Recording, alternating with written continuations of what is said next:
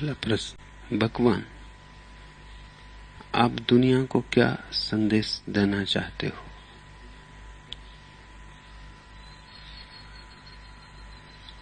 मेरा संदेश संक्षिप्त है। ऐसे संक्षिप्त ऐसे सारे शास्त्र भी उसमें समा जाते।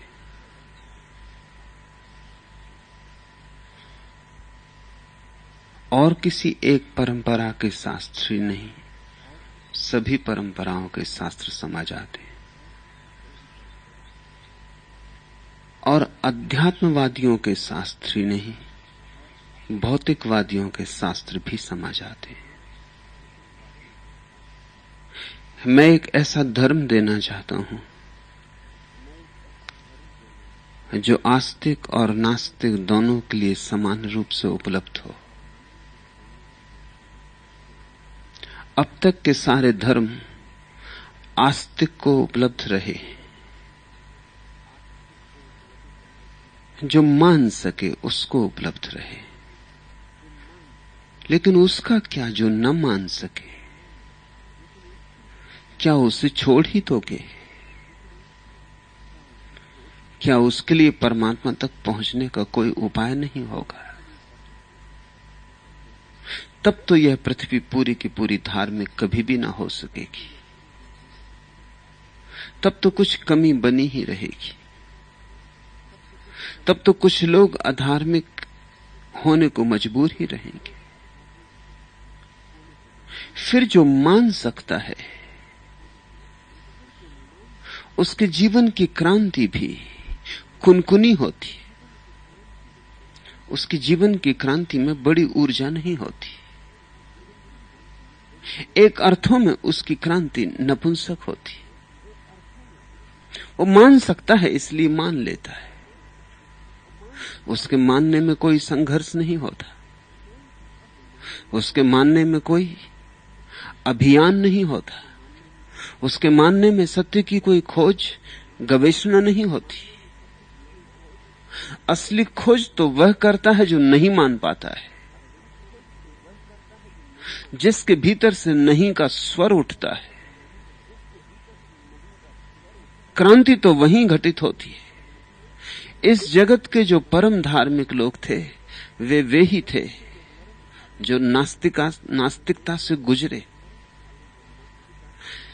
जिन्होंने आस्तिकता से शुरू किया उनकी आस्तिकता हमेशा लचर रही, कमजोर रही, लंगड़ी रही।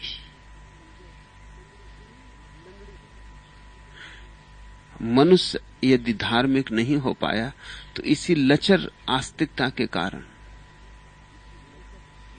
विश्वास करो, जो कर सके ठीक, लेकिन जो न कर सके वह कैसे करे? विश्वास को ही करने की बात है। हो जाए तो हो जाए, न हो तो फिर क्या? क्या परमात्मा तक पहुंचने का द्वार बंद ही हो गया? यह तो अन्याय होगा। मैं एक ऐसा धर्म देना चाहता हूं जो श्रद्धा का भी उपयोग करे और संदेह का भी। जो कहे श्रद्धा से भी पहुंचा जा सकता है और संदेह से भी पहुंचा जा सकता है, क्योंकि सभी रास्ते उस तक ले जाते हैं।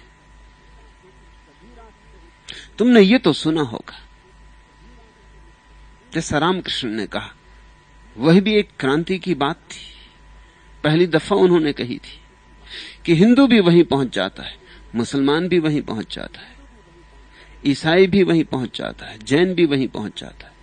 मैं उससे भी आगे एक कदम उठाना चाहता हूं, उससे भी बड़ी क्रांति की बात तुमसे कहना चाहता हूं। आस्तिक ही नहीं पहुंचता वहां, नास्तिक भी पहुंच जाता है। रामकृष्ण ने यह नहीं कहा। रामकृष्ण वहां डगमगा गए। हिंदू भी आस्तिक है, मुसलमान भी आस्तिक है, ईसाई भी आस्तिक है। ये सब पहुंच जाते हैं तो आस्तिक पहुंच जाते हैं। नास्तिक के संबंध में क्या? चारवाकों के संबंध में क्या? और पृथ्वी का बड़ा अंश नास्तिक है, बहुमत नास्तिक है। कहो तुम कुछ, मंदिर भी जाओ, मस्जिद भी जाओ, पूजा भी करो, प्रार्थना भी करो, लेकिन अंतस्तस में टटोलोगे तो पाओगे कि मनुष्य जाति का बहुमत नास्तिक है। और ये स्वाभाविक, इसमें कुछ अस्वाभाविकता नहीं है। जिसे जाना नहीं उसे माने कैसे? जिससे प्रतीति नहीं हुई, संबंध नहीं हुआ, उसे स्वीकार कैसे करें? उसे स्वीकार करना तो झूठ होगा, और झूठ कहीं परमात्मा तक ले जा सकता है। सत्य तक जाना हो तो पहला कदम भी सत्य में ही उठना चाहिए। मान लिया क्योंकि तुम्हारे पुरखे कहते हैं, मान लिया क्योंकि समाज कहता है, मान लिया क्योंकि सारा वातावरण कहता है, लेकिन तुमने तो जाना नहीं। तुम्हारा घट तो खाली का खाली है। सारी दुनिया कहती है कि ईश्वर है, सो मान लेते हैं, मगर ये मानना झूठ है, असत्य है, प्रवंचना है, पाखंड है। इसलिए मंदिर मस्जिद में पाखंड इकट्ठा हो गया है। इसलिए पंडित और पुजारी पाखंड की सेवा में लगे, परमात्मा की सेवा में नहीं। और मैं ये नहीं कह रहा हूं कि कुछ ऐसे सरल लोग नहीं होते जिनकी मान्यता सत्य होती, जरूर होते, मगर विरले होते, कभी कभार होते। और वे भी इसलिए होते हैं कि जन्मों जन्मों तक इंकार किया है उन्होंने, इंकार की आग में जले, निषेध के कांटों पर चले, निषेध ने उन्हें निखारा है। बहुत लंबे अरसों तक, बहुत जन्मों तक नास्तिक रहे। नास्तिकता ही वहां ले आई है उन्हें कि इस जन्म में वे सहज भाव से आस्तिक है।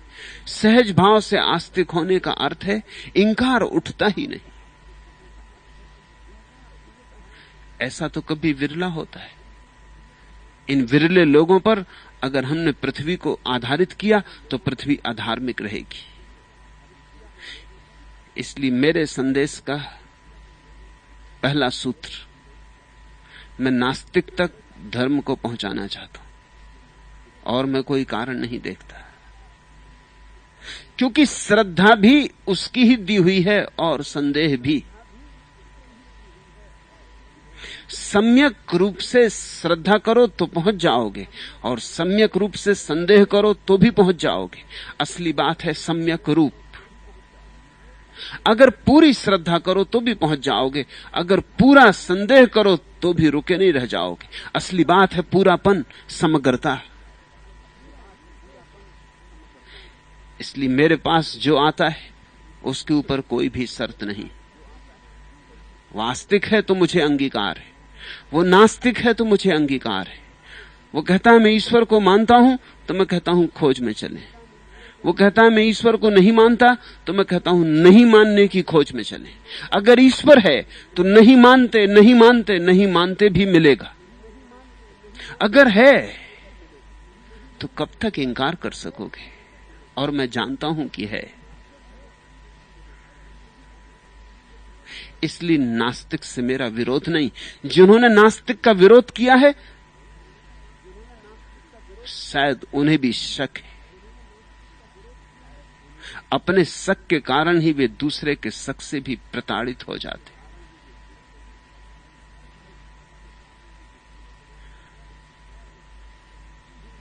एक नया सूत्रपात मनुष्य को रूपांतरित करने के लिए चाहिए। तुम जैसे हो, जहां हो, वहीं से तुम्हें स्वीकार किया जाना चाहिए। तुम पर कोई पूर्व अपेक्षाएं लादी नहीं जानी चाहिए। इसलिए मैं तुम्हें विश्वास करने को नहीं कहता, खोज करने को कहता हूं। और ध्यान रखना, जिसने विश्वास कर लिया वह खोज क्या करेगा? खोज तो न विश्वास से होती न अविश्वास से होती। खोज तो विश्वास अविश्वास दोनों नहीं होते तब होती। पहली बात। दूसरी बात, अब तक धर्म पारलौकिक रहा है, इस लोक की निंदा में तत्पर रहा है। संसार और निर्वाण विपरीत हैं, ऐसी धारणा रही है। मैं घोषणा करना चाहता हूं, संसार ही निर्वाण है और परमात्मा अपनी सृष्टि से अलग नहीं, सृष्टा अपनी सृष्टि में लीन है। जैसे नर्तक अपने नृत्य में लीन है, ऐसा परमात्मा अपनी सृष्टि में लीन है। यह लोक वह लोक है। इस लोक में और उस लोक में मैं किसी तरह की दुविधा खड़ी नहीं करना चाहता। और बड़े आश्चर्य की बात है, जिन्होंने अद्वैत की बात की है अतीत में, उन्होंने भी यह द्वैत खड़ा कर दिया। शंकर जैसा अद्वैतवादी भी खोजोगे तो द्वैतवादी ही पाओगे।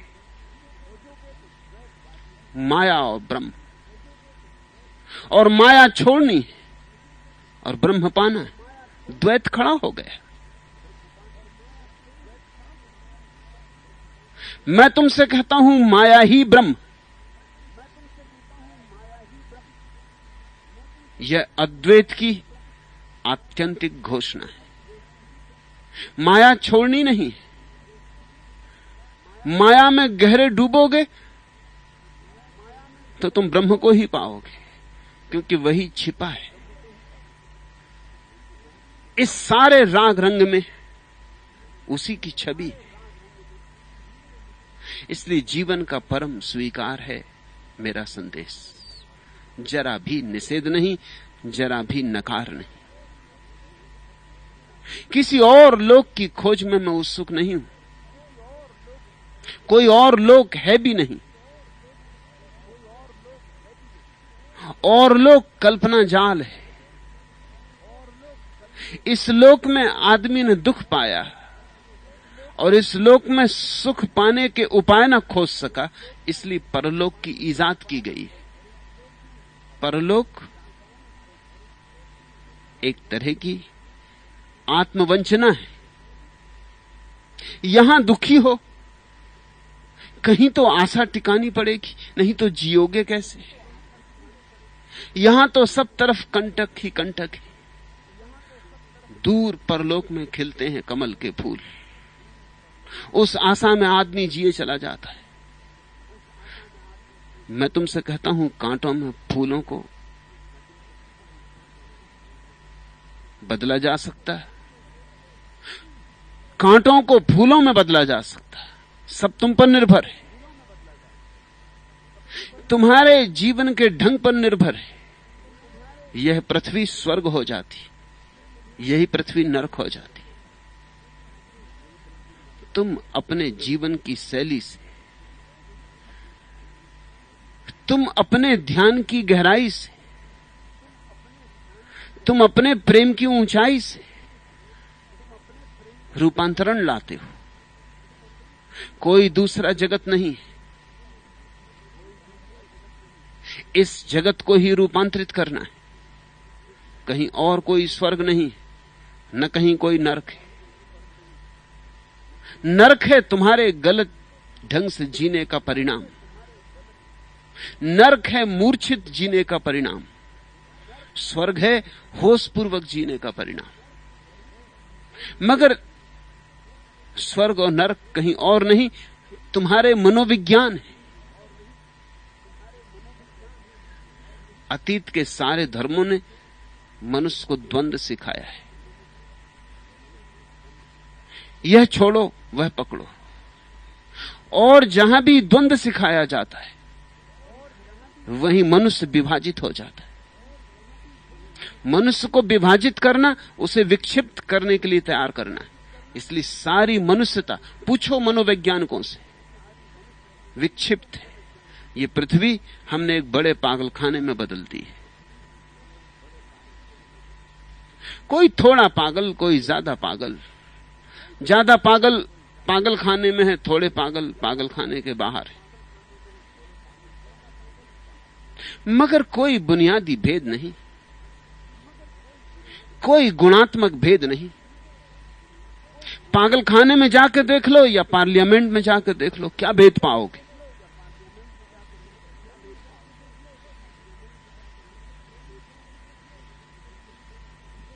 एक ही तरह के लोग, एक ही तरह से विक्षिप्त। विक्षिप्तता सामान्य स्थिति हो गई है। यहां स्वस्थ होना ही अड़चन की बात है। यहां स्वस्थ आदमी पसंद नहीं किया जाता, इसलिए तो मंसूर को सूली पे लटका देते, सुकरात को जहर पिला देते, बुद्ध पर पत्थरों की वर्षा होती।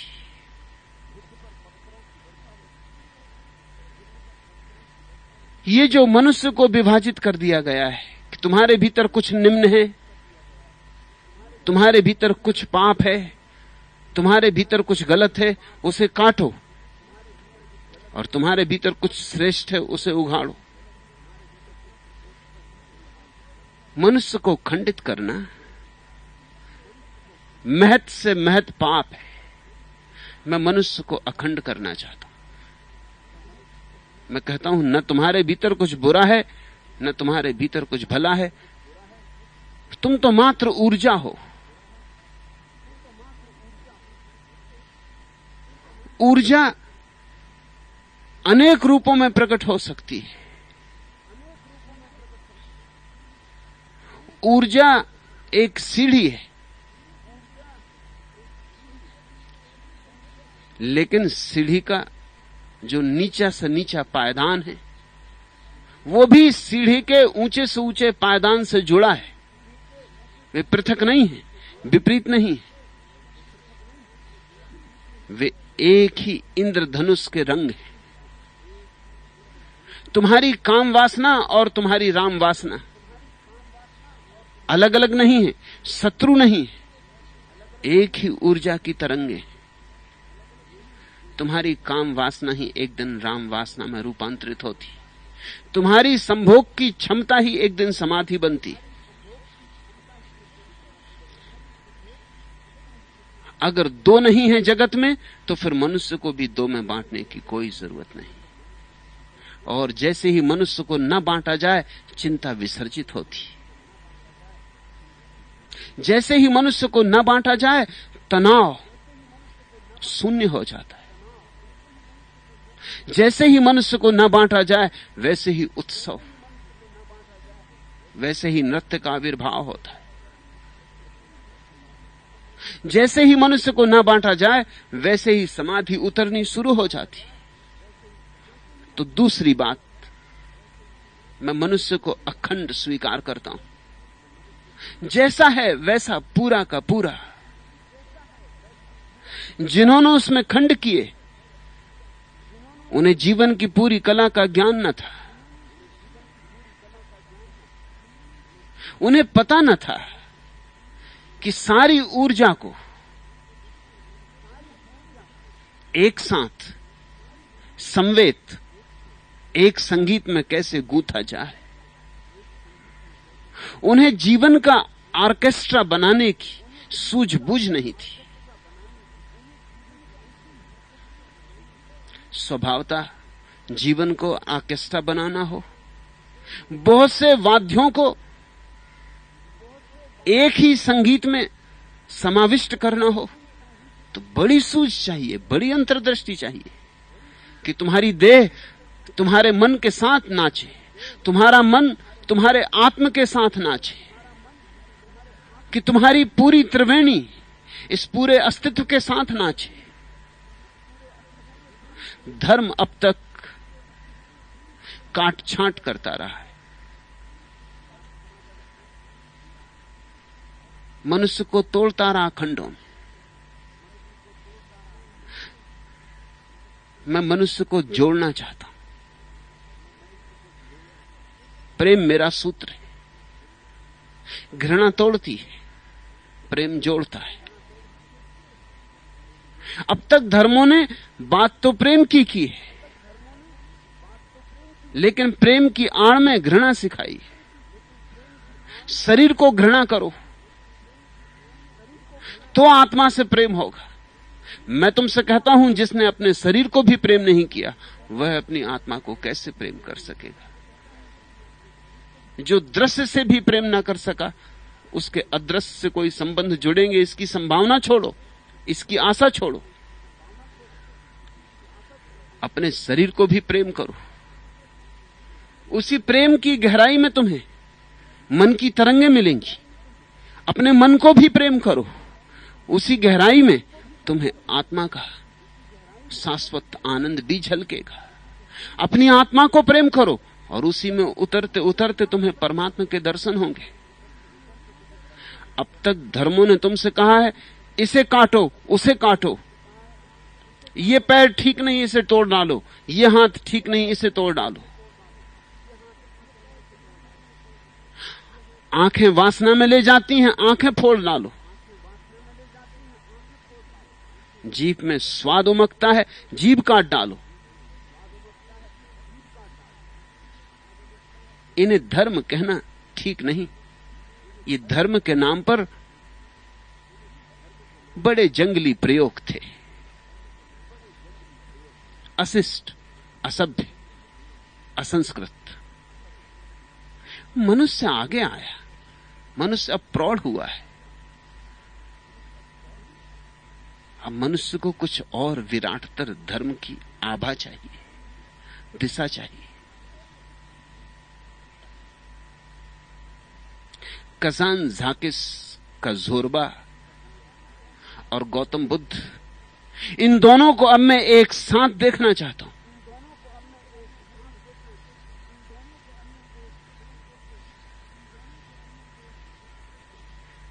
मैं चाहता हूं कि तुम्हारा जीवन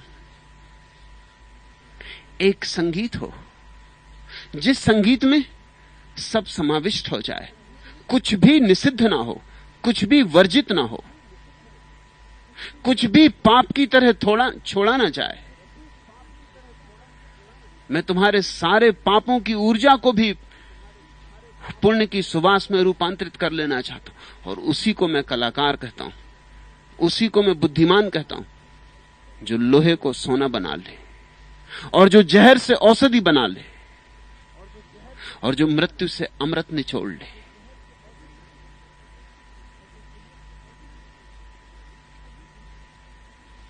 द्वंद्व के कारण अब तक के धर्म दमन पर आधारित रहे। दबाओ, क्रोध है तो क्रोध को दबाओ, काम है तो काम को दबाओ। दमन, रिप्रेशन उनकी आधारशिला रही। और ध्यान रखना, जितना दबाओगे उतनी ही उलझन में उलझ जाओगे। दबाने से कभी कुछ जाता नहीं, दबाने से बात बिगड़ती है, बनती नहीं। एक होटल में एक रात एक आदमी मेहमान हुआ,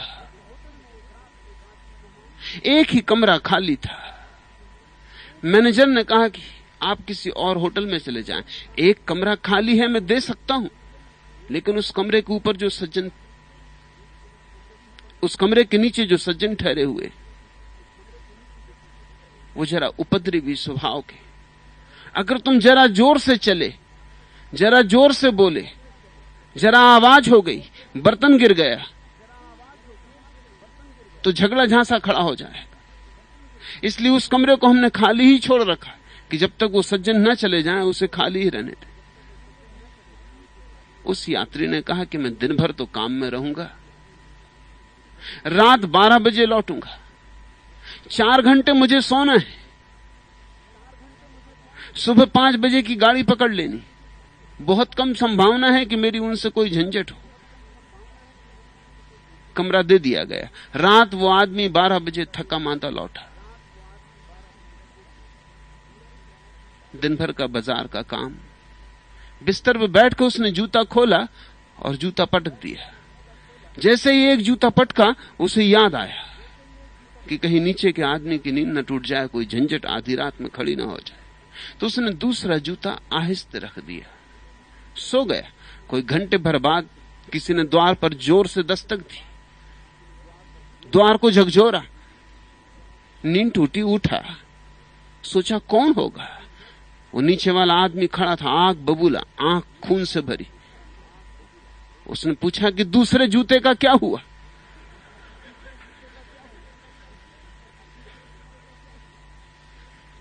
पहला गिरा, मैंने कहा कि महानुभाव आ गए। फिर दूसरा गिरा ही नहीं। मैंने बहुत हटाने की कोशिश की, बहुत हटाने की कोशिश की कि मुझे क्या लेना देना, किसी का जूता, अगर कोई एक जूता पहन के सोए भी तो सो सकता है। मगर मेरी आंखों में दूसरा जूता झूलने लगा। एक जूता पहने हुए सोया हुआ आदमी दिखाई पड़ने लगा। मैंने सब तरफ करबटें बदली, सोने की कोशिश की, राम राम जपा, मंत्र याद किए, कुछ काम ना आया। जूता झूलता ही रहा। इसलिए मैं आया हूं, कृपा करके इतना बता दें कि दूसरे जूते का क्या हुआ, ताकि मैं सो सकूं। दबाओगे कुछ, ऐसा ही झूलने लगेगा। इसलिए जिसने काम वासना को दबाया वो काम वासना से ही भर जाता है। तुम्हारे तथाकथित ब्रह्मचारी सिवाय काम वासना के और किसी चीज से भरे हुए नहीं होते। इसलिए यह आकस्मिक नहीं है कि तुम्हारे ऋषि मुनियों की कथाओं में अप्सराएं आ जाती हैं और नग्न उनके आसपास नाचती। किन अप्सराओं को पड़ी? तुम किसी इसी आशा में एक आध दिन जाके झाड़ के नीचे आंख बंद करके मत बैठ जाना कि अब अप्सराएं आएंगी।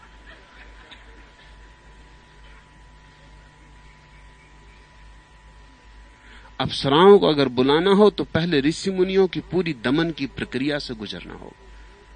काम वासना को इस बुरी तरह दबाना होगा कि तुम्हारा सारा प्राणपण उसी वासना से भर जाए, तुम्हारे भीतर धुआं ही धुआं हो जाए काम वासना का। इस तरह लड़ना होगा काम वासना से कि तुम्हें सिवाय काम वासना की और किसी चीज की सुध ही ना रहे। तो फिर विभ्रम खड़ा होगा, फिर बैठ जाना एकांत। फिर जरूर आती हैं उर्वशियां, आकाश से उतरती, नाचती, रुंझुन करती। फिर वे तुम्हें बहुत लुभाएंगी और वहां कोई भी नहीं, तुम ही हो। और ये जो तुम देख रहे हो तुम्हारा खुली आंख का सपना है।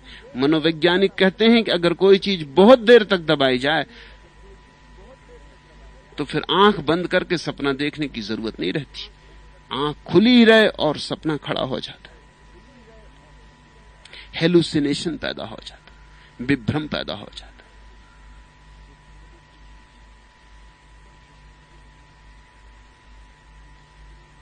मनुष्य जाति को अब तक दमन सिखाया गया है। मेरा संदेश है, दमन नहीं।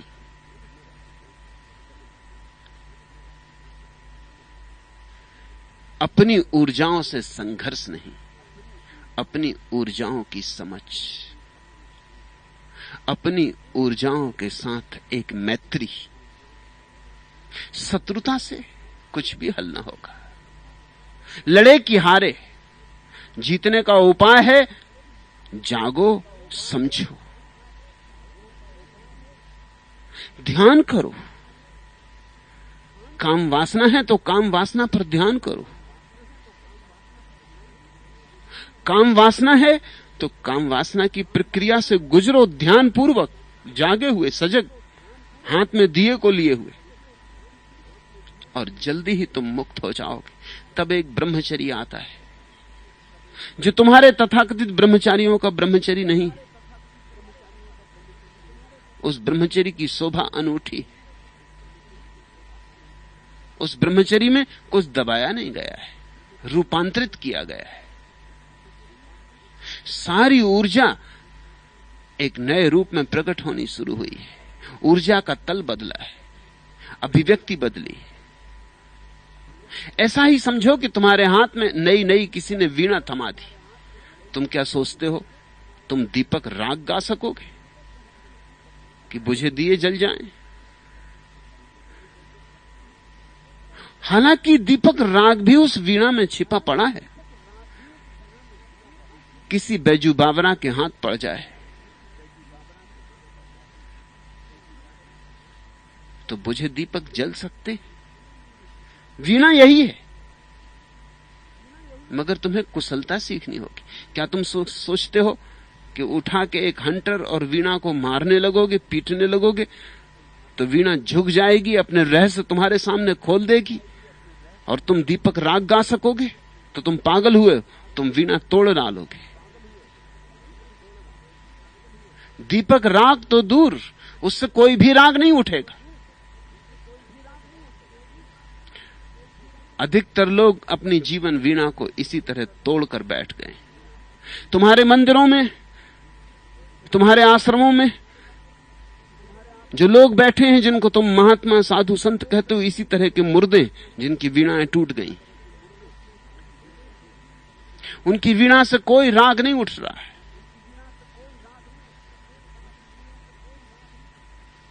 उदास, उत्सवहीन, न कोई संगीत है,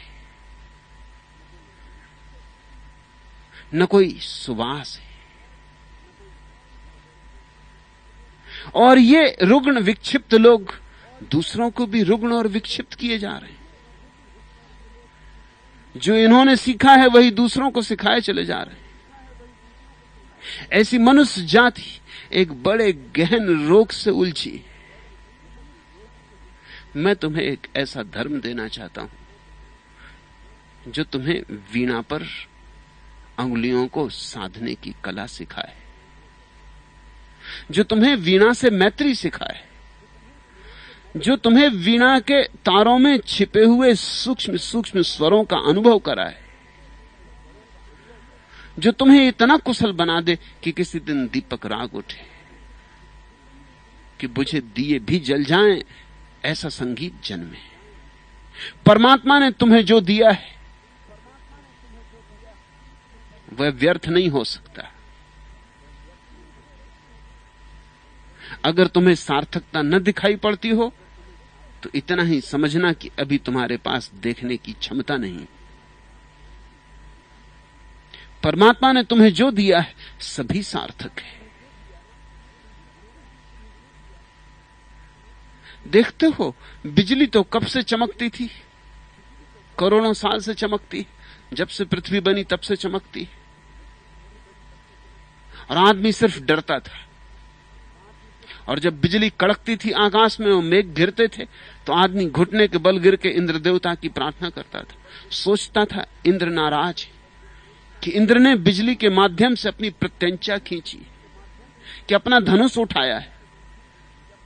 आज हम जानते हैं न कोई इंद्र, न कोई इंद्र की नाराजगी, न कहीं कोई प्रत्यंचा है, न कोई धनुष उठाया गया है।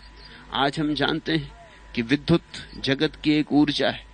आज हम ऊर्जा को पहचान गए। तो आज विद्युत तुम्हारी सेवक हो गई है, घरों में पंखे चला रही। इंद्र महाराज पंखों में बंद, बिजली के बल्ब जला रहे हैं, चूल्हे पर रोटी सेक रहे हैं। इंद्र महाराज भूल भाल गए प्रत्यंचा, अब न मालूम कितने काम करने पड़ रहे हैं उनको। वैक्यूम क्लीनर से घर का कचरा साफ कर रहे हैं इंद्र महाराज। ऐसी ही ऊर्जाएं तुम्हारे भीतर हैं। तुम्हारा भीतर का आकाश भी बहुत सी बिजलियों से भरा है। काम वासना वैसी ही बिजली, वैसी ही विद्युत की कड़क है। नहीं जानोगे तो घबराओगे, डरोगे, घुटने टेक दोगे। नहीं जानोगे, आंख छुपा लोगे, भागोगे। जानोगे, पहचानोगे तो यही बिजली परमात्मा के रास्ते पर रोशनी बनेगी, इसी से दिए जलेंगे।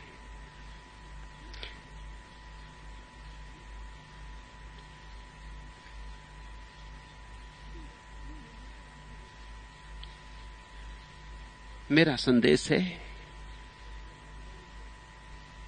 संसार को इतना प्रेम करो कि संसार में परमात्मा को पा सको। कहीं और कोई परमात्मा नहीं, और परमात्मा को मान मत लेना। जानना है, खोजना है, अपने को अंगीकार करो। अपने को अंगीकार करने में ही तुमने परमात्मा और अपने बीच संबंध जोड़ा। अपने को अस्वीकार मत करो। तुम जैसे हो भले हो, उसके हस्ताक्षर तुम्हारे ऊपर है, तुम उसकी निर्मिति हो। मैं मनुष्य को यह गौरव और गरिमा देना चाहता हूं। पुराने धर्मों ने तुम्हें पापी कहा है, पुराने धर्मों ने तुम्हें इतना निंदित किया है कि तुम्हारे भीतर बड़ा अपराध का भाव पैदा हो गया। मैं तुम्हें अपराध के भाव से मुक्त करना चाहता हूं। तुम पापी नहीं हो। तुम्हारे भीतर पुण्य के बहुत से बीज पड़े हैं जो खिलने के लिए तत्पर हैं, जो फूल बनना चाहते हैं। खाद दो, संभालो उन्हें। तुम्हारे भीतर बड़ी हरियाली प्रकट होना चाहती। तुम अगर रेगिस्तान हो तो सिर्फ तुम्हारा जुम्मा है। यह रेगिस्तान लहलाता हुआ उपवन बन सकता है।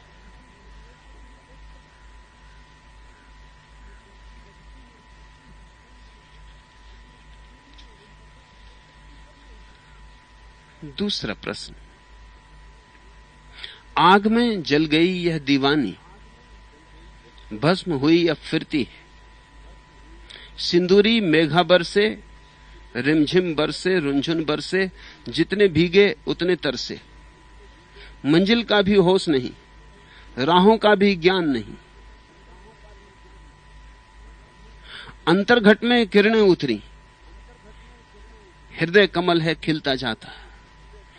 किंतु प्रभु दृष्टि तुम्हारी एक सारी पीड़ा हर लेती है। भस्मित करके जीवित करते, कितनी करुणा बरसाते हो। निरुपम, तू तो सधुक्कड़ी भाषा सीख गई। सधुक्कड़ी भाषा बड़ी प्यारी भाषा है। सधुक्कड़ी भाषा का अर्थ होता है जैसा है वैसा ही बिना लाग लगे लपेट के कह देना। सधुक्कड़ी भाषा का अर्थ होता है भाव को कच्चे कच्चे बाहर ले आना, उन्हें मर्यादा ना देना, व्यवस्था ना देना, उन्हें गणित, तर्क और व्याकरण के नियम ना देना। सधुक्कड़ी भाषा का अर्थ होता है सहज निवेदन। समझे कोई समझे, ना समझे कोई ना समझे। कबीरदास ने कहा, एक अचंभा मैंने देखा, नदियां लागी आगी। क्या समझोगे? नदियां लागी आगी। एक अचंभा मैंने देखा, मछली चढ़ गई रूख, वृक्ष पे मछली चढ़ गई। क्या समझोगे? समझना कठिन हो जाएगा। बात समझने की कम, अनुभव की ज्यादा है। ऐसा उल्टा हो रहा है दुनिया में। इसलिए कबीर ने कहा, देखो, आदमी के भीतर परमात्मा बैठा है और आदमी सारे जगत में खोज रहा है। एक अचंभा मैंने देखा, नदियां लागी आगी। आदमी जिसे खोज रहा है वो खोजने वाले में छिपा है, और मजा कि आदमी खोजता ही चला जाता, और खोजने के कारण ही खोज नहीं पाता है। कबीर अगर आज होते तो जरा मुश्किल में पड़ते। ये वचन आज नहीं बोल सकते थे, क्योंकि अभी ऐसा होने लगा। अमेरिका की नदियों में कभी कभी आग लग जाती, क्योंकि इतना तेल नदियों में मिल गया है। पेट्रोल, तेल, फैक्ट्री, सारी नदियां इस तरह विषाक्त हो गई कि अमेरिका की नदियों में कभी कभी आग लग जाती। ख्याल रखना, अभी कुछ दिन पहले एक झील में आग लग गई थी। कबीर आज होते तो ना कहते ये कि एक अचंभा मैंने देखा। अचंभा ही नहीं रहा कुछ अब इसमें। मगर तब ये बड़े अचंभे की बात थी।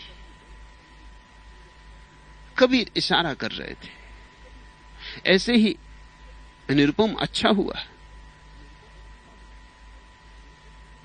कि ऐसे सधुकड़ी वचन तेरे भीतर पैदा होने शुरू हुए। अच्छे लक्षण।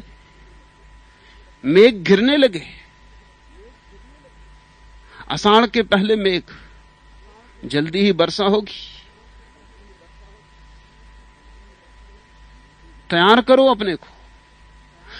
आग में जल गई यह दीवानी, भस्म हुई अब फिरती है। ऐसा होता है। जलकर ही तो जीवन मिलता है। अचंभे की बातें साधारण तर्क के बाहर है।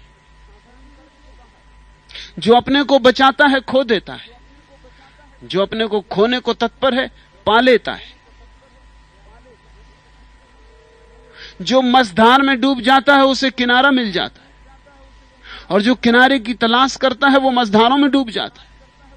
ऐसा ही है जिंदगी के नियम। तुम्हारे साधारण गणित के नियम नहीं। जिंदगी के नियम तुम्हारे साधारण गणित के नियम से बहुत भिन्न है। एक तो साधारण गणित है जिसमें 2 2 4 होते। एक प्रेम का गणित है जिसमें 2 मिलकर 1 हो जाता।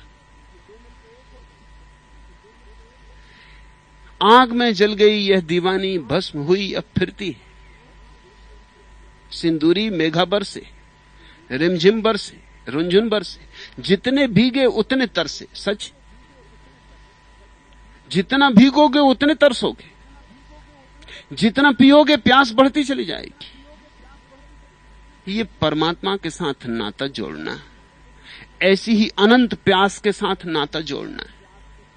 ये कुछ पीने से बुझने वाली नहीं, मिटने वाली नहीं, और भक्त चाहता भी नहीं कि मिटे, क्योंकि प्यास मिट जाएगी तो फिर परमात्मा को कैसे पिएगा। तो भक्त कहता तड़फाओ मुझे, जलाओ मेरी प्यास को, बढ़ाओ मेरी प्यास को, मुझे और दीवाना करो, बरसो मेरे ऊपर, मगर मेरी प्यास को बुझा मत देना, क्योंकि प्यास बुझ गई तो फिर जीवन कहां। संसार की तो प्यासें बुझ भी जाएं, परमात्मा की प्यास कभी नहीं बुझती। जितना मिलन होता है उतने ही पास आने का मन होता है, और पास से भी पास, और पास से भी पास, और इस यात्रा का कोई अंत नहीं। परमात्मा की यात्रा शुरू होती, समाप्त नहीं होती। उसका पहला प्रश्न तो है, अंतिम प्रश्न नहीं। जितने भीगे उतने तरसे। मंजिल का भी होश नहीं, राहों का भी ज्ञान नहीं, जरूरत भी नहीं। मंजिलों का होश और राहों का ज्ञान सब बुद्धि के हिसाब है। प्रेमियों को क्या चिंता पड़ी? प्रेमी तो लड़खड़ाए चले जाते और किसी भी दिशा में चल पड़े। अगर हृदय में प्रेम है तो उससे मिलना हो जाता है, और अगर हृदय में प्रेम न हो तो तुम जाओ काशी, तुम जाओ काबा, उससे मिलना नहीं होगा। उससे मिलना दिशाओं में थोड़ी होता है, उससे मिलना तो अंतरतम में होता है। किन्हीं मार्गों पर चल के थोड़ी हम उस तक पहुंचते। वह तो हम में आया ही हुआ है, सदा से आया हुआ है। जब सब मार्ग छूट जाते हैं तब उसके दर्शन होते। इसलिए कहा सधुकड़ी भाषा, मार्गों से वही नहीं मिलता, मार्गों के छूट जाने से मिलता है। दौड़ोगे चूकोगे, रुक जाओ पालोगे। अंतर्घट में किरणें उतरी, हृदय कमल है खिलता जाता। रास्ते खो जाएंगे, मंजिलें खो जाएंगी, तभी किरणें उतरनी शुरू होती। किरणें भी ऐसी कि बाहर के सब सूरज फीके। किरणें भी ऐसी कि एक एक किरण में हजार हजार सूरज छिप जाएं।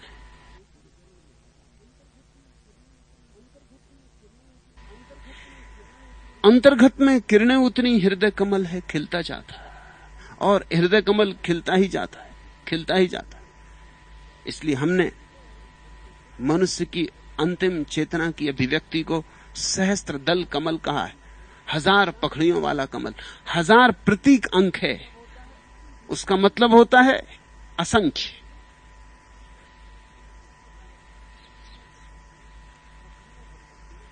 पखड़ियों पर पखड़ियां खुलती चली जाती, ये खुलना कभी बंद नहीं होता। मनुष्य अपने में कितना छिपा है हमें पता ही नहीं। एक छोटे से बीज को देख के कह सकते हो कितना इसमें छिपा है। वैज्ञानिक से पूछो, वो कहता है सब छिपा है। एक एक पत्ता, अगर ये वृक्ष होकर 1000 साल जिएगा तो उस 1000 साल में जितने पत्ते पैदा होंगे सब छिपे हैं, जितने फूल लगेंगे सब छिपे हैं, जितने फल लगेंगे सब छिपे हैं, जितने बीज लगेंगे सब छिपे हैं। वैज्ञानिक कहते हैं एक छोटा सा बीज सारी पृथ्वी को हरियाली से भर सकता है, इतनी उसकी विराट क्षमता है। तो फिर आदमी के चैतन्य के बीज की तो क्षमता और भी विराट निश्चित ही होगी। एक व्यक्ति के भीतर की रोशनी सारे जगत को रोशन कर सकती है। ऐसा ही तो कभी कभी हो जाता, किसी बुद्ध के पैदा होने पर, किसी मोहम्मद के पैदा होने पर।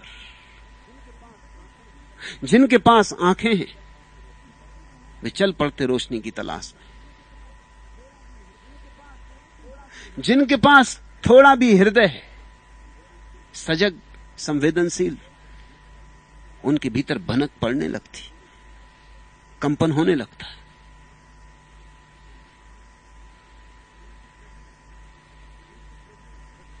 किंतु प्रभु दृष्टि तुम्हारी एक साड़ी पीड़ा हर लेती। पीड़ा ही क्या है? पीड़ा यही है कि उससे मिलन कब होगा। तो स्वभावतः उसकी एक दृष्टि भी पड़ जाए तो बरस गए मेघ,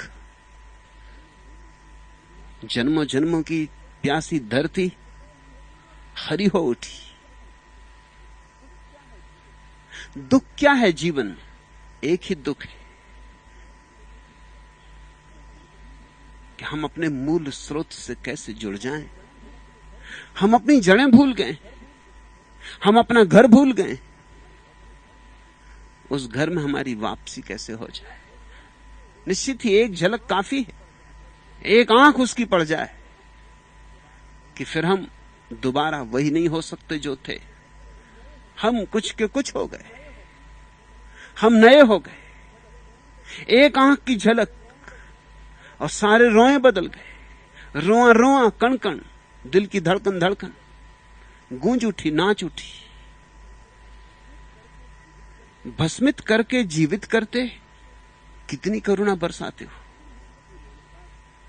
इसलिए मैंने कहा कि निरुपम, अच्छा हुआ तेरे भीतर सद्दुकड़ी भाषा पैदा हो रही। ऐसा ही राज है उसका, मिटाता है, मिटा के बनाता है। जीसस ने कहा है जो मिटेंगे वही केवल उसे पा सकेंगे। एक अंधेरी रात में निकोदेमस नाम का एक बहुत प्रसिद्ध विचारक जीसस को मिलने आया था और उसने जीसस से पूछा कि मैं परमात्मा को कैसे पा सकता हूं। जीसस ने कहा, धर्म के नियमों का पालन करते हो? उसने कहा, पालन करता हूं, अक्षरशः एक एक नियम का पालन करता हूं।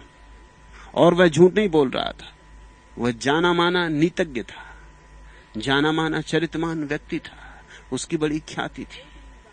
जीसस को तो कोई भी नहीं जानता था, निकोदेमस बहुत प्रसिद्ध था।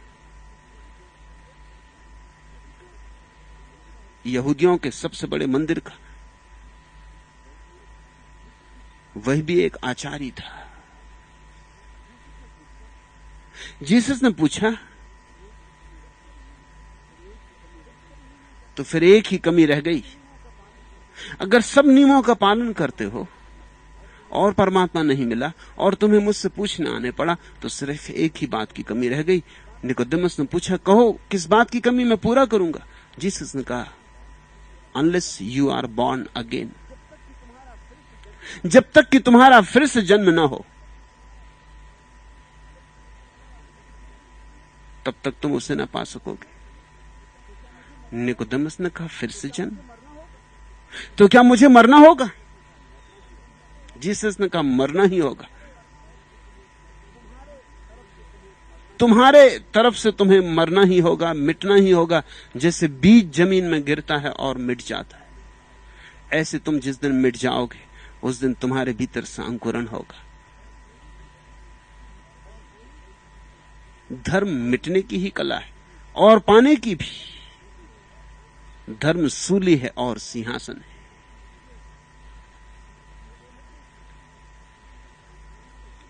तीसरा प्रश्न, संसार में इतना दुख क्यों है? संसार में दुख नहीं। संसार में देखो, आदमी को हटा दो जरा, आदमी को बात कर दो, संसार में कहां दुख है? पक्षियों के गीत सुनो, वृक्षों में खिले फूल देखो, कहीं दुख की छाया भी मालूम पड़ती? आकाश के तारों से मुलाकात लो, सुबह उगते सूरज को देखो, वृक्षों से गुजरती हवाओं का नाच, सागर की तरफ दौड़ती हुई नदियों की गति, कहां दुख है? संसार में कोई दुख नहीं। दुख है तो आदमी के मन में। दुख आदमी की ईजाद है, दुख आदमी का आविष्कार है। ये रस की सेज, ये सुकुमार, ये सुकोमल गात, नैन कमल की झपक, कामरूप का जादू, ये रसमसाई पलक की घनी घनी परछाई, फलक पे बिखरे हुए चांद और सितारों की चमकती उंगलियों से छिड़के राज फितरत के तराने जागने वाले, तुम भी जाग उठो। ये महवे ख्वाब हैं रंगीन मछलियां तहे आब की हौज सहन में, अब इनकी चश्मकें भी नहीं। ये सर निगू हैं सरे साख फूल गढ़ल के, कि जैसे बेबुझे अंगारे ठंडे पड़ जाएं। ये चांदनी है कि उमड़ा हुआ है रस सागर, एक आदमी है कि इतना दुखी है दुनिया में। चांदनी देखते, चांद से बरसता रस का सागर देखते। ये चांदनी है कि उमड़ा हुआ है रस सागर, एक आदमी है कि इतना दुखी है दुनिया में। दुनिया में दुख नहीं, नहीं जरा भी नहीं। दुनिया तो महत आनंद उत्सव में लीन, अस्तित्व तो परमात्मा के साथ नाच रहा है, उसका नृत्य। जंगल में भागते हुए हरिणों की कतारें देखी, पशुओं की आंख में झांक कर देखा, कैसा सन्नाटा, कैसी निर्दोष भाव भंगिमा। मोर को नाचते देखा, कोयल को पुकारते सुना। इस सब से तुम्हें खबर मिलती कि संसार में दुख है। संसार तो रस का सागर है, रसो वैसा, उस रस से उतरा है, रस का ही सागर है। परमात्मा तो रस रूप है, मगर आदमी का मन इस रस के सागर से टूट गया है। आदमी ने अपने अहंकार में अपने को अस्तित्व से पृथक कर लिया है, अजनबी कर लिया है, अपने को दूर दूर कर लिया। चारों तरफ अहंकार की एक लक्ष्मण रेखा खींचती, उसके बाहर नहीं जाता।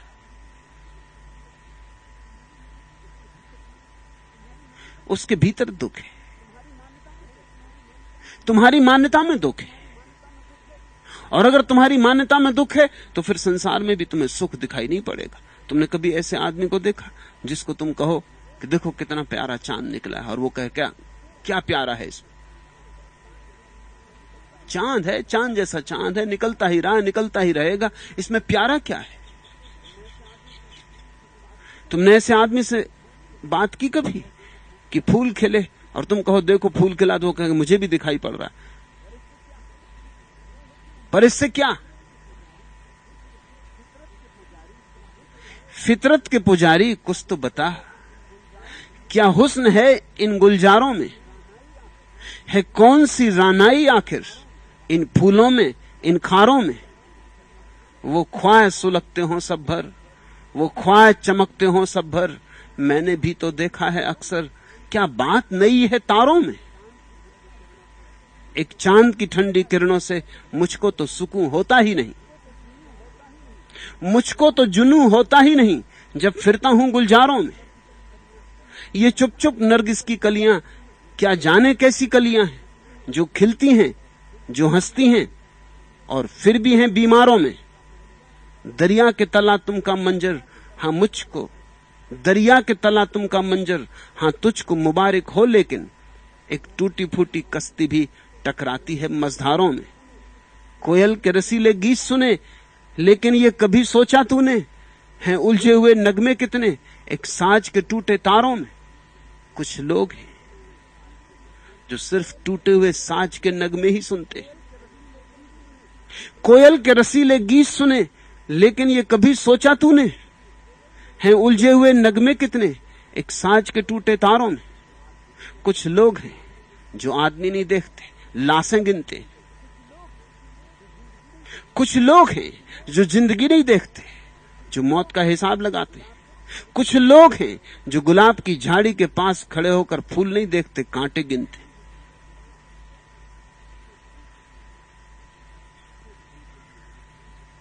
फिर उनके लिए दुख ही दुख है। दुख तुम्हारी दृष्टि में, तुम्हारे चुनाव में। संसार तो कोरा कागज है, चाहो तो स्वर्ग लिखो उस पर, चाहो तो नरक लिखो उस पर। संसार तो दर्पण है, तुम जैसे हो वही उसमें दिखाई पड़ जाए। एक ईसाई पादरी अपने शिष्यों को समझा रहा था। शिष्य तैयार हो गए थे, दूर यात्राओं पर जा रहे थे और लोगों को ईसाई बनाने।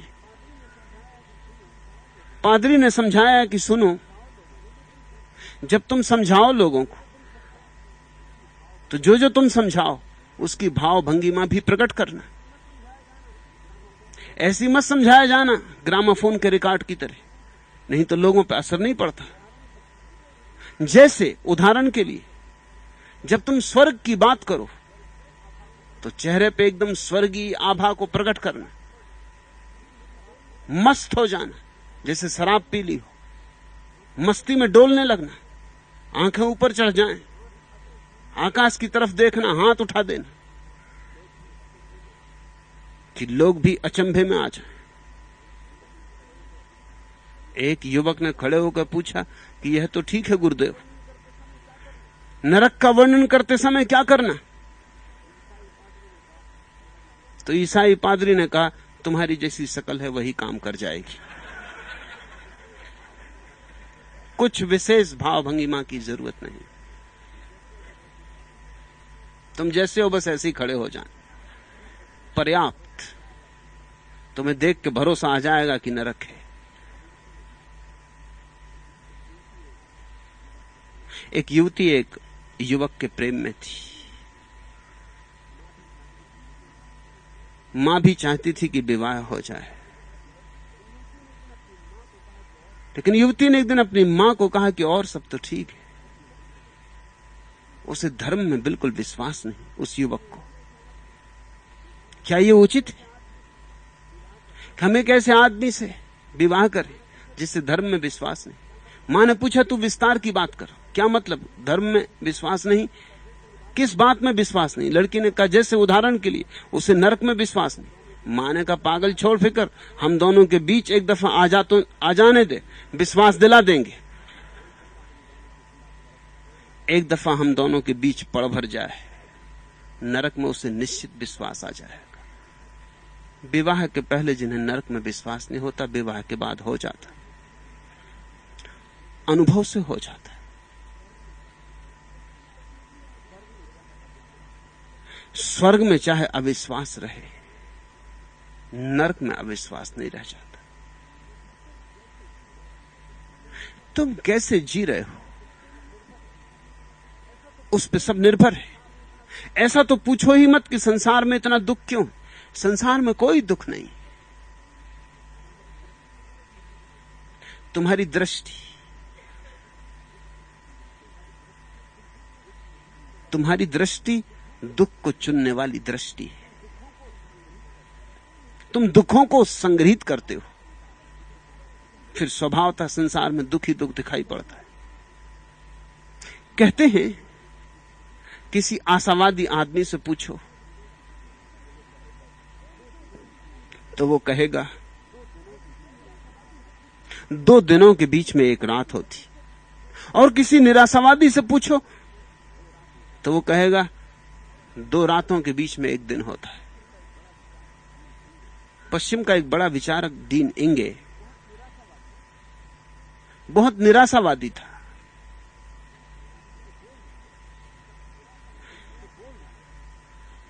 एक जगह बोल रहा था, उसने निराशा के बड़े चित्र खींचे।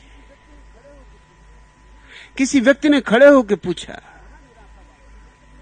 कि आप महानिराशावादी, आपकी बातें सुन सुनकर मैं तक निराश हुआ जा रहा हूं, आपसे बड़ा निराशावादी मैंने नहीं देखा। डीन इंगे ने कहा, क्या कहा? मैं और निराशावादी? गलत। क्योंकि मैं जितनी निराश अपेक्षाएं करता हूं जिंदगी से, जिंदगी उससे भी ज्यादा बदतर साबित होती। मैं निराशावादी नहीं हूं। मेरा सब निराशावाद जिंदगी से कम बदतर है। मैं जो सोचता हूं उससे भी बुरा सिद्ध होता है। एक आशावादी होता है। मैंने सुना एक आशावादी न्यूयॉर्क के एक मकान से गिर पड़ा, कोई 50 मंजिल मकान से।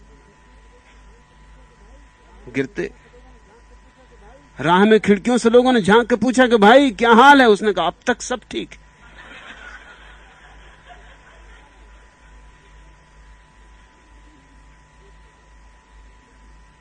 एक आशावाद है जीवन का।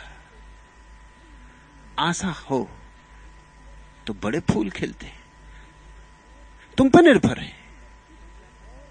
यह जिंदगी नरक भी बन जाती, स्वर्ग भी बन जाती, और इस जिंदगी से एक और नया द्वार खुलता है जिसको हम मोक्ष कहते हैं। जब यह समझ में आ जाता है किसी व्यक्ति को कि जिंदगी पर मैं जो चाहूं वही रंग भर दूं, नरक का चाहूं तो नरक का, स्वर्ग का चाहूं तो स्वर्ग का, तब उसे एक अंतिम समझ आती है कि अगर रंग ही ना भरूं, न स्वर्ग का न नरक का, जिंदगी को खाली की खाली ही रहने दूं, तो क्या होगा? उस स्थिति की दशा मोक्ष है। कोई भी रंग नहीं भरा जाता। दिन भी ठीक और रात भी ठीक। रात आए तो रात ठीक और दिन आए तो दिन ठीक। सुख भी ठीक, दुख भी ठीक, सब ठीक। ऐसा जो सर्व स्वीकार का भाव है, जहां कांटों में और फूलों में भेद नहीं किया जाता, जहां जय और पराजय समान हो जाती, जहां सफलता विफलता में कोई अंतर नहीं रह जाता, इस दशा को हमने मोक्ष कहा है। मोक्ष का अर्थ है परम स्वतंत्रता। मन बिल्कुल गया तो 3 बातें हैं। अगर मन निराशावादी हो तो संसार में दुख ही दुख है, और फिर तुम्हारी जितनी मर्जी हो उतना तुम दुख बना सकते हो। संसार पूरी स्वतंत्रता देता है, कोरा कैनवास है। इस पे तुम चाहो तो माइकलएंजेलो के अपूर्व चित्र उभर सकते हैं, या पिकासो के चित्र नरक का भरोसा दिलवा देंगे। नरक में भी इतनी गड़बड़ ना होगी जितनी पिकासो के चित्रों में। मैंने सुना है एक अमेरिकी करोड़पति ने अपना चित्र बनवाया, पिकासो ने कहा 6 महीने लगेंगे और बहुत दाम मांगे, लाखों डॉलर। उस करोड़पति ने कहा कि रुपए की तुम फिक्र न करो। चित्र बनके तैयार हुआ, वो करोड़पति लेने आया। उसने चित्र को सब तरफ से उलट पलट के देखा। उसने पूछा कि और सब तो ठीक है, नाक मुझे पसंद नहीं आई, नाक ठीक नहीं बनी।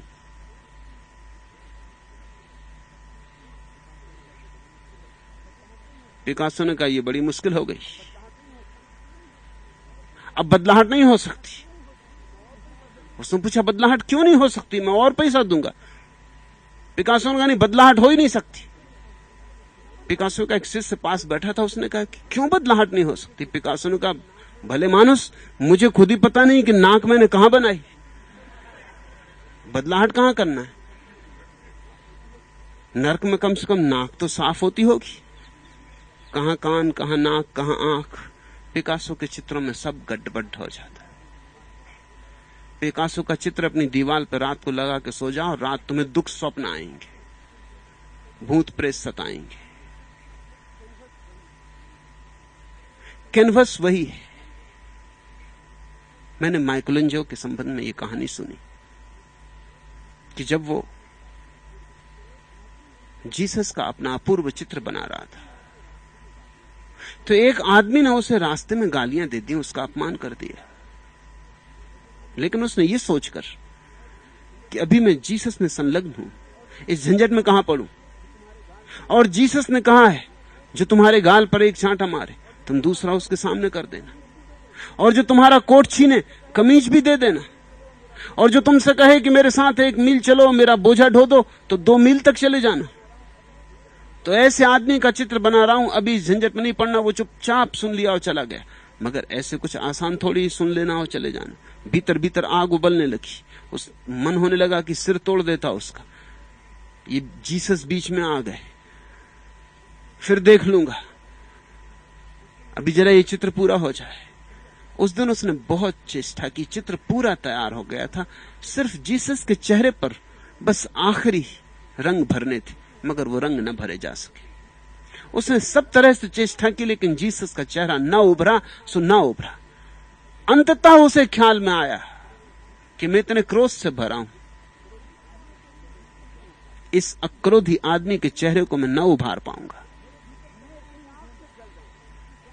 मैं इतनी आग से जल रहा हूं, मेरे भीतर तो वो आदमी घूम रहा है, उसकी गालियां गूंज रही। इस आदमी के भीतर, जिसके भीतर ऋचाएं उठ रही थी, इसके चेहरे को मैं कैसे बना पाऊंगा। मेरा तालमेल नहीं। अब तक ऐसी अड़चन ना आई थी। उसने तूलिका रख दी, भागा हुआ गया। वो आदमी तो सो गया था, रात हो गई थी। उसे उठाया, उससे क्षमा मांगी, कहा मुझे माफ कर दो। उसने कहा माफ करने की बात नहीं, माफी मुझे मांगनी चाहिए। तुम तो कुछ बोले ही ना थे, तुम मुझे अड़चन में डाल गए थे। मैं सोचने लगा इसे क्या हो गया, इसका दिमाग ठीक है कि कुछ गड़बड़ हो गया, माफी मुझे मांगनी चाहिए। लेकिन माइकलएंजेलो ने कहा कि माफी मैं ही मांगता हूं, क्योंकि मैंने कहा तो कुछ नहीं, लेकिन भीतर आग जल गई, मुझे क्षमा कर दो। जीसस का प्रसिद्ध वचन है, तुम मंदिर में जाओ और प्रार्थना करने लगो, और तुम्हें याद आ जाए कि तुमने किसी को क्षमा नहीं किया, तुम किसी पर क्रुद्ध हो, तो पहले जाकर उससे क्षमा मांग आना, फिर ही प्रार्थना करना। अन्यथा तुम्हारी प्रार्थना में पंख नहीं होंगे, तुम्हारी प्रार्थना परमात्मा तक नहीं पहुंचेगी।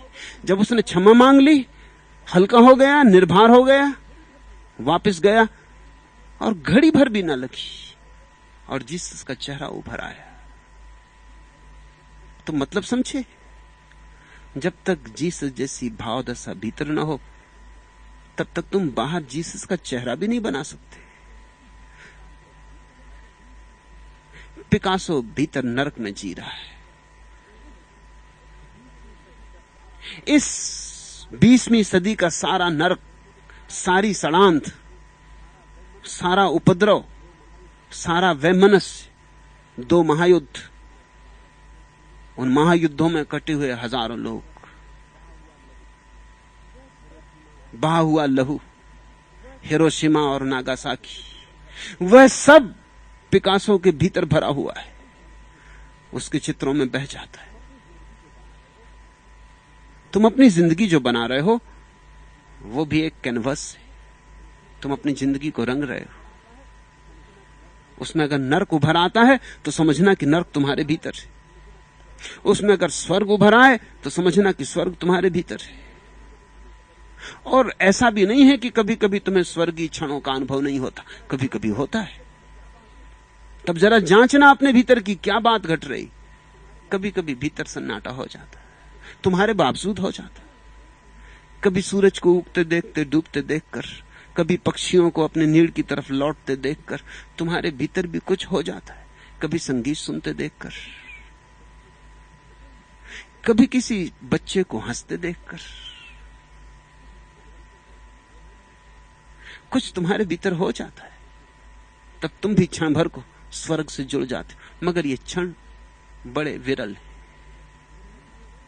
अधिकतर तो तुम नरक में जीते हो। पर ध्यान रखना, संसार ना तो नरक है ना स्वर्ग। यही हैं लोग तुम्हारे ही पड़ोस में बैठे होंगे जो स्वर्ग में जी रहे हैं, और यही वे लोग भी हैं जिन्होंने दोनों सत्य जान लिए कि स्वर्ग और नरक दोनों हमारे मन के खेल, हमारा मनोविज्ञान है, और उससे मुक्त हो गए। उन्होंने कैनवस को खाली छोड़ दिया। उस खाली कैनवस, उस शून्य का नाम समाधि है, उस शून्य का नाम मोक्ष है। वह परम दशा है। वहां शाश्वत शांति है और वहां अखंड आनंद है। नरक में दुख है, स्वर्ग में सुख है। सुख और दुख एक दूसरे से जुड़े एक ही सिक्के के दो पहलू हैं। मोक्ष में न सुख है न दुख है, दोनों उपद्रव गए, दोनों उत्तेजनाएं गई। मोक्ष उत्तेजना शून्य, निर्द्वंद शांति की ऐसी परम दशा है जहां तुम भी नहीं, जहां कोई द्वैत द्वंद नहीं, जहां तुम इस विराट ऊर्जा के साथ एक तरंग हो गए हो, एक लयबद्ध, एक छंद हो गए हो। उसी छंदोबद्धता को पैदा कर सकूं इसके लिए तुमसे बातें कर रहा हूं। उसी छंदोबद्धता में तुम्हें ले चल सकूं इसलिए तुम्हें करीब अपने बुला रहा हूं। वह छंद घटा है मेरे भीतर। मैं किसी शास्त्र के आधार पर तुमसे नहीं कह रहा हूं कि वह छंद घटेगा। वह छंद घटा है। मैंने तीनों बातें जानी। नरक के चित्र भी बना के देखे, स्वर्ग के चित्र भी बना के देखे, फिर दोनों चित्र पहुंच डाले। कैनवस का सूनापन भी देखा है।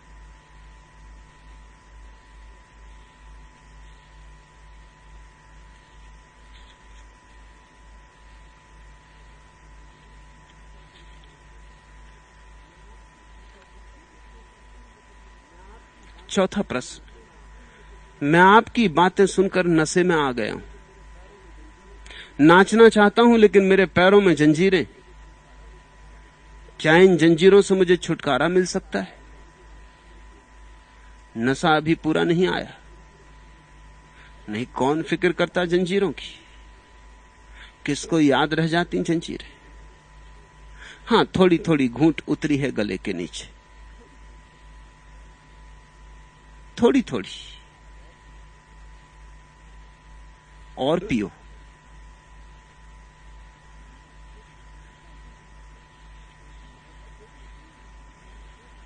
मुहतसिब साकी की चश्मे नीम वाह को क्या करूं?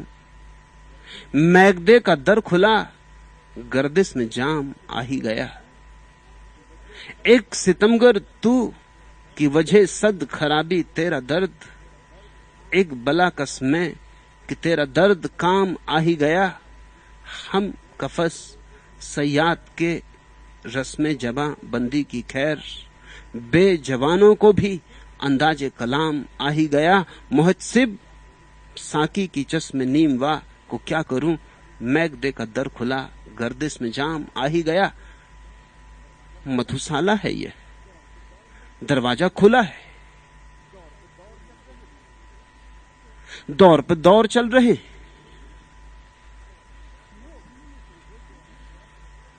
पियो और पीने में संकोच ना करो।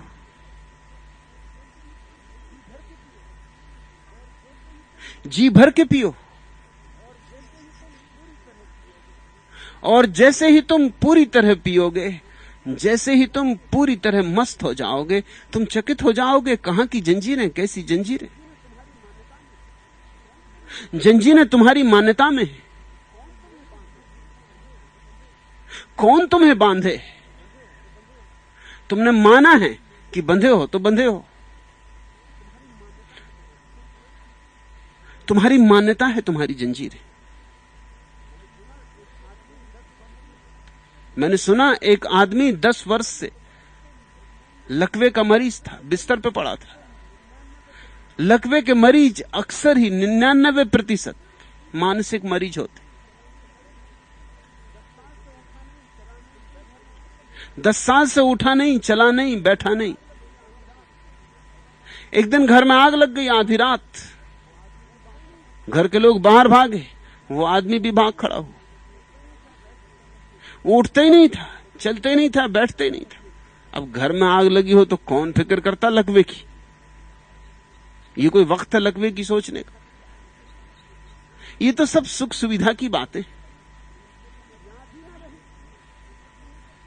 याद ही ना रही मैं लकवे का मरीज हूं। फुर्सत कहां थी? इतना समय कहां था? रात आधी नींद में जगाया गया, घर में आग लगी, सब भाग रहे हैं। एक तो नींद, आधी रात, अचानक जाग गया। कभी कभी तुम्हें भी लगा होगा, एकदम कोई अचानक जगा दे तो तुम्हें समझ में नहीं आता तुम कौन हो, समझ में नहीं आता तुम कहां हो, जरा देर लगती। और फिर आग लगी हो तो और मुश्किल हो गई। वो भाग ही गया। जब बाहर पहुंच गया और भीड़ ने उसे भागते देखा तो लोगों ने पूछा, अरे यह क्या? आप तो लकवे के मरीज हैं। वहीं गिर पड़ा। जैसे ख्याल आया, लकवे का मरीज। जंजीरें, कैसी जंजीरें? किसने तुम्हें बांधा? सब जंजीरें झूठी हैं। तुम सच मानो तो सच।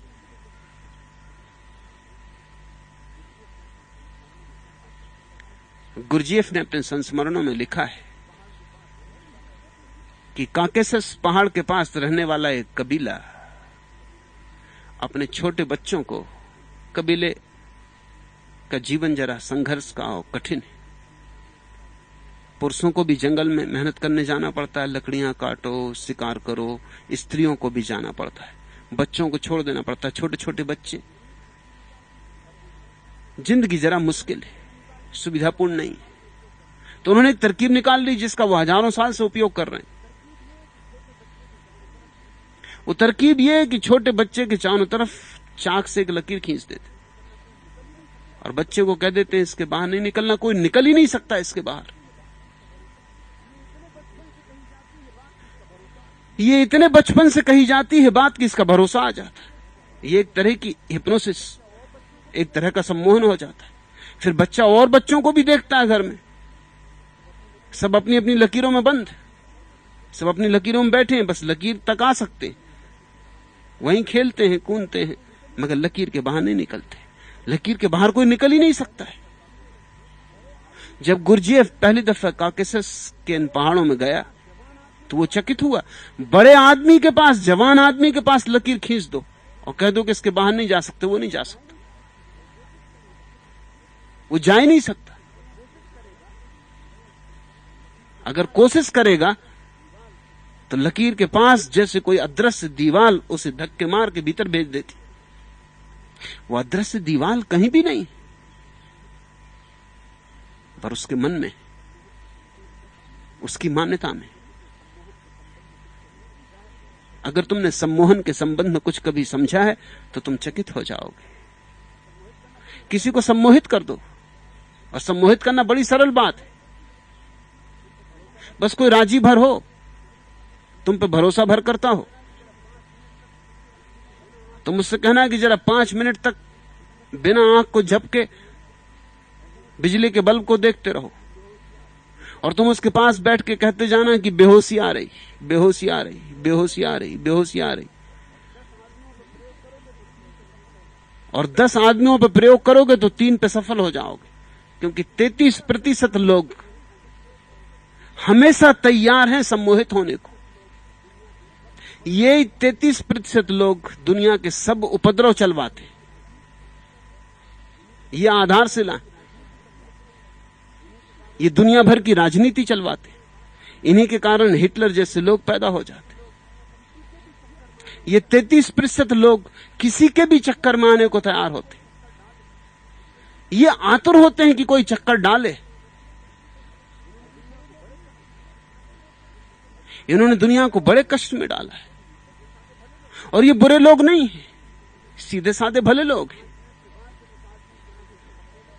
5 मिनट के बाद जब उस आदमी की आंखें झपकने लगे तब तुम समझ लेना उसके चेहरे का भाव बदल जाएगा। एकदम से चेहरा निस्तेज हो जाएगा। वो जो चेहरे पे थोड़ा जीवन मालूम होता था वो छीन हो जाएगा। जब चेहरा बिल्कुल निस्तेज हो जाए जैसे मुर्दे का हो गया, तो उस आदमी को कहना कि अब लेट जाओ, तुम बिल्कुल बेहोश हो गए। अब इस बेहोशी की हालत में तुम उससे जो कहोगे वो मानेगा। तुम अगर उसके हाथ पर एक साधारण कंकड़ उठा कर रख दोगे और कहोगे कि यह अंगारा है, तो वो चीख मार के कंकड़ को फेंक देगा।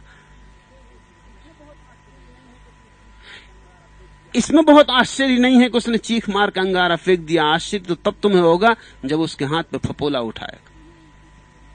इतना मन मान लेता कि हाथ पे फपोला आ जाता। इसकी ही उल्टी प्रक्रिया है जो लोग आग पे चलते हैं, कुछ भिन्न नहीं, सम्मोहन की ही प्रक्रिया है। इससे उल्टी प्रक्रिया है। उसके लिए जरा और गहरा सम्मोहन चाहिए। और गहरा सम्मोहित आदमी हो, उसके हाथ पे अंगारा रख दो और कहो कि ये साधारण कंकड़ है, ठंडा कंकड़, और हाथ नहीं जलेगा। मन जो मान लेता है वैसा हो जाता है। मन की बड़ी क्षमता है। तुम किन जंजीरों की बातें कर रहे हो? वे जंजीरें तुम्हारे मन की मानी हुई हैं। सोचते होगे पत्नी है, बच्चा है, कौन किसका है। सोचते होगे गांव में प्रतिष्ठा है, नाम, लोग क्या कहेंगे कि तुम और नाचने लगे दीवाने की तरह, अच्छे भले गए थे, ये तुम्हें क्या हो गया। मगर प्रतिष्ठा, नाम, यश सब तुम्हारी मान्यता है।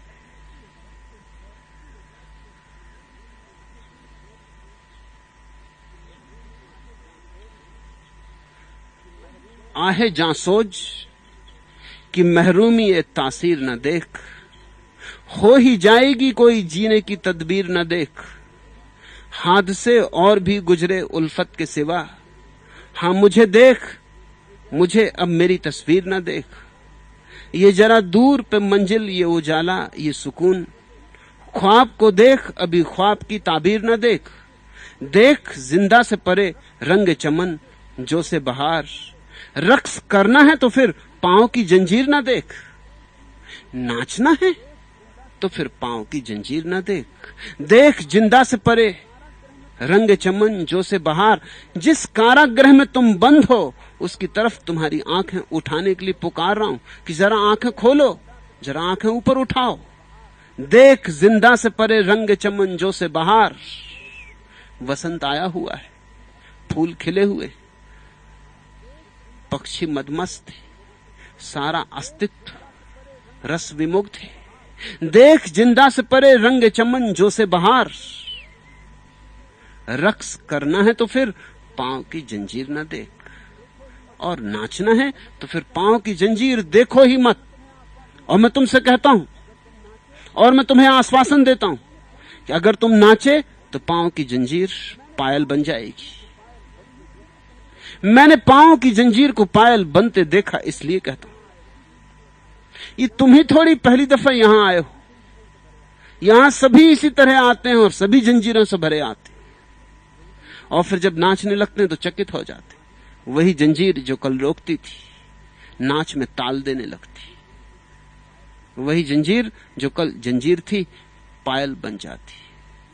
उसकी रुंझुन से गीत प्रकट होने लगते। लेकिन तुमने अभी जरा जरा चखा, इसलिए प्रश्न उठ रहे हैं। थोड़ा और पियो, थोड़े और करीब आओ, थोड़े और मस्ती में डूबो। यहां मैं तुम्हें उदासी सिखाने के लिए नहीं बैठा हूं, यहां मैं तुम्हें जीवन का रस सिखाना चाहता हूं।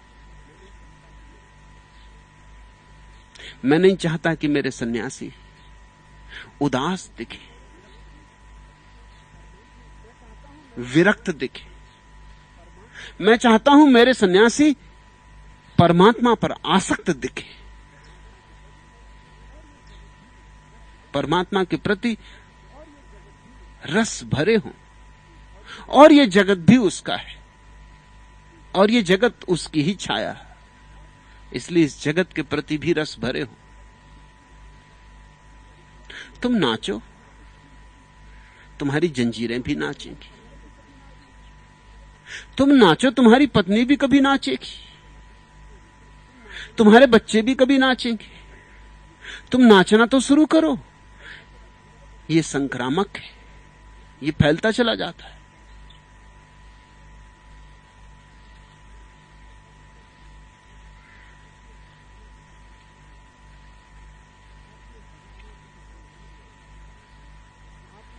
आखिरी प्रश्न, आपने हजारों को अपने रंग में रंग दिया है, इसके पीछे जादू क्या है?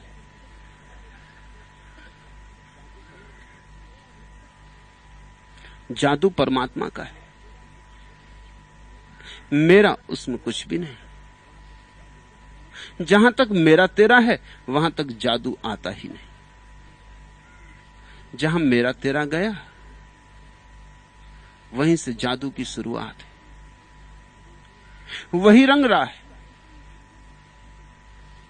रंग उसका है।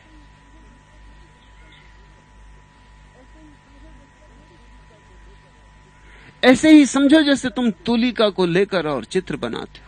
तूलिका थोड़ी चित्र बनाती, तूलिका तो किसी के हाथ में होती। मैं उसके हाथ में हूं, जीते तो वह, हारे तो वह, मैं बिल्कुल निश्चिंत हूं। अपना कुछ लेना देना नहीं।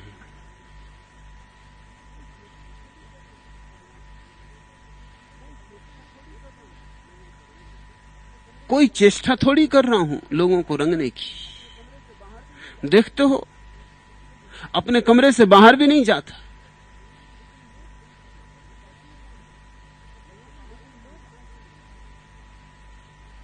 लेकिन लोग आए चले जाते, न मालूम कौन उन्हें बुलाए लाता है। मैं अकेला ही चला था, जानिबे मंजिल मगर। मैं अकेला ही चला था, जानिबे मंजिल मगर। लोग साथ आते गए और कारवां बनता गया। मैं तो जब मानूं कि भर दे सागरे हर खासो आम, यूं तो जो आया वही पीरे मुगा बनता गया। जिस तरफ भी चल पड़े हम, आबला पाया ने शौक, खार से गुल और गुल से गुलिस्तां बनता गया। सरहे गम तो मुक्त सर होती गई उसके हुजूर, लफ्ज जो मुंह से न निकला दास्तां बनता गया। मैं अकेला ही चला था, जानिबे मंजिल मगर। लोग साथ आते गए और कारवां बनता गया। ये सब कैसे हो रहा है मुझे पता नहीं। तुम यहां कैसे आ गए हो मुझे पता नहीं। कौन तुम्हें ले आया है मुझे पता नहीं। लेकिन जिनकी प्यास है वे खोजने निकलते, जहां उन्हें सरोवर की खबर मिल जाती उसी तरफ चल पड़ते। संसार में अभी वैसे दुर्भाग्य का दिन नहीं आया जब लोग सत्य की खोज बंद कर देते।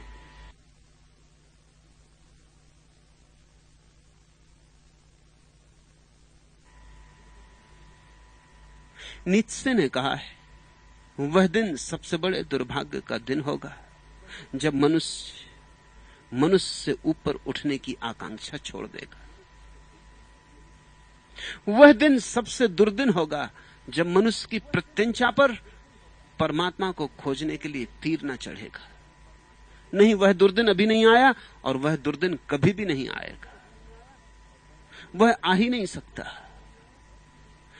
लोगों को परमात्मा को खोजना ही पड़ता है, देर अबेर, आज नहीं तो कल, कल नहीं तो परसों। ज्यादा से ज्यादा तुम देर कर सकते हो, मगर सदा के लिए टाल नहीं सकते इस खोज को। इस खोज को अगर तुम ठीक ठीक समझो तो मैं कहता हूं आनंद की खोज। कैसे इससे बचोगे?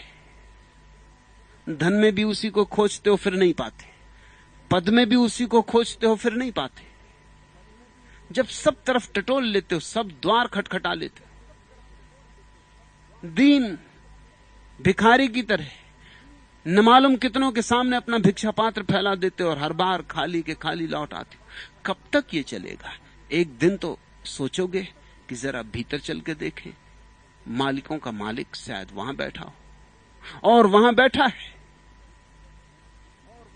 जिस दिन तुम्हारे भीतर परमात्मा की खोज शुरू होती, उसी दिन गुरु की खोज शुरू हो जाती, क्योंकि परमात्मा का और कोई प्रमाण नहीं। कोई तर्क परमात्मा को सिद्ध नहीं कर सकता, सिर्फ एक सद्गुरु की मौजूदगी। उसकी आंखों में आंखें डालकर ही प्रमाण मिल सकता है कि परमात्मा है।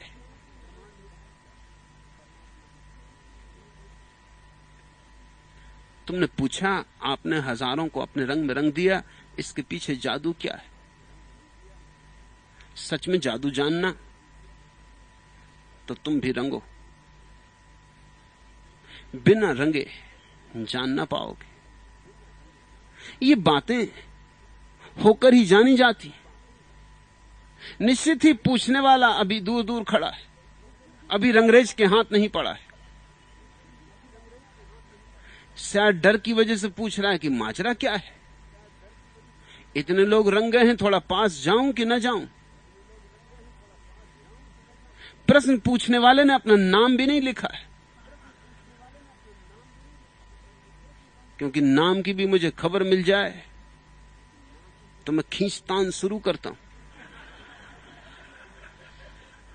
अभी परसों ही देखा ना, यश शर्मा जो रोहतक से आए और लंबी यात्रा करके आए, मिलना चाहते थे लेकिन बिना सन्यास के मिलना नहीं हो पा रहा था। नाम लिख दिया, प्रश्न में फंस गए।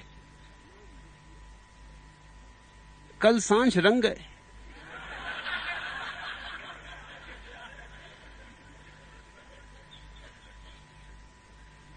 क्योंकि जब मैं पुकारूंगा तो अगर थोड़ी भी आत्मा है भीतर तो कैसे लौट जाओगे? जब मैं चुनौती दूंगा तो थोड़ा भी बल है और थोड़ी भी आत्म गरिमा है तो कैसे भाग जाओगे? नहीं भाग सके।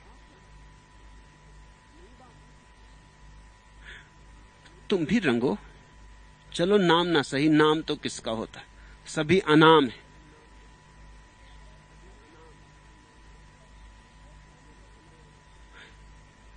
औरों को तो पता नहीं तुम्हारा नाम, तुम्हें तो पता है। तुमसे ही कह रहा हूं।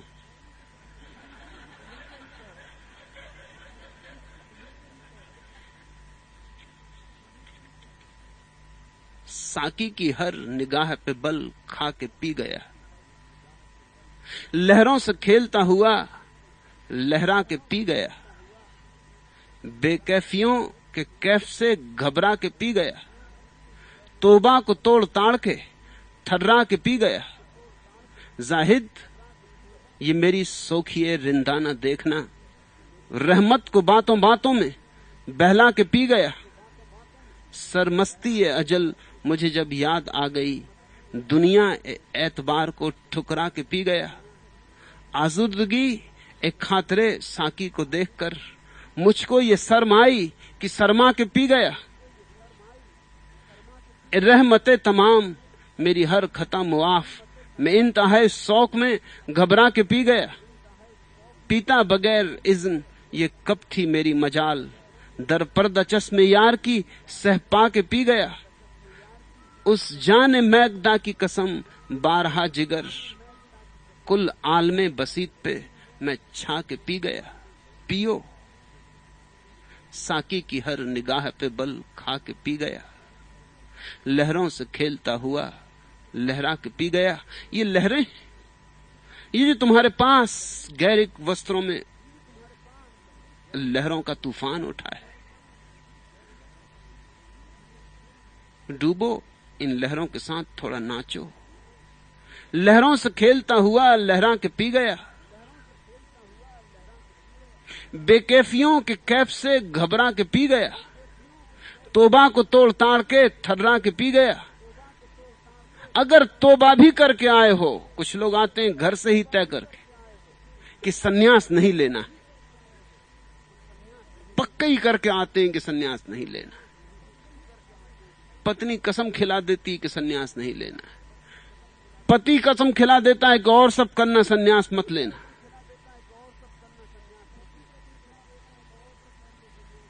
तोबा को तोड़ ताड़ के थर्रा के पी गया। छोड़ो, ये भी कोई कस्में है।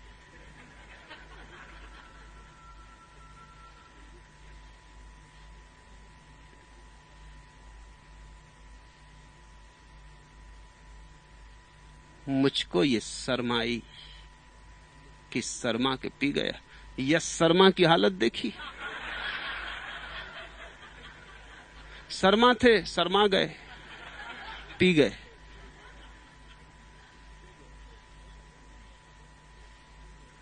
रहमते तमाम मेरी हर खता मुआफ, मैं इंतहाए शौक में घबरा के पी गया।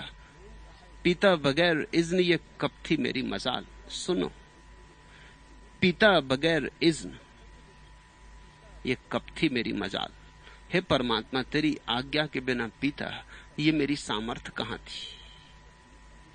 पीता बगैर इज़्न ये कब थी मेरी मजाल, दर पर्दा चश्मे यार की सह पा के पी गया। वो तूने जो आंख का इशारा किया उससे मैं समझ गया कि तू भी राजी है कि तोड़ूं ताड़ूं सब तोबा और पी जाऊं। मैं नहीं पुकार रहा हूं, परमात्मा पुकार रहा है। पीता बगैर इज़्न ये कब थी मेरी मजाल, दर पर्दा चश्मे यार की सह पा के पी गया। डूबो, यह रंग ऊपर का ही रंग नहीं, यह छंद ऊपर का ही छंद नहीं।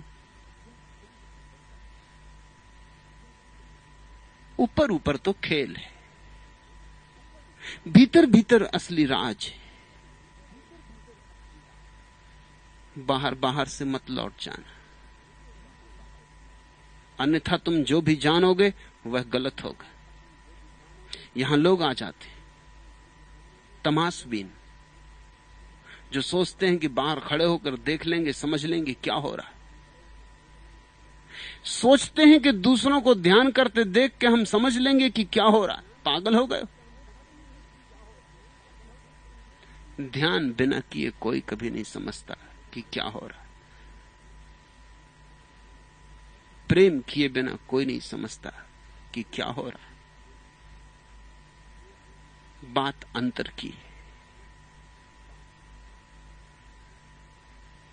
जादू परमात्मा का है। खोलो अपने हृदय को, उसके जादू को हृदय पे छा जाने दो। अपने ढंग से बहुत जी लिए, चलो अब उसके ढंग से जियो। कहो तेरी मर्जी पूरी हो। यही सन्यास है, तेरी मर्जी पूरी हो। यही सन्यास की व्याख्या है। आज इतना है।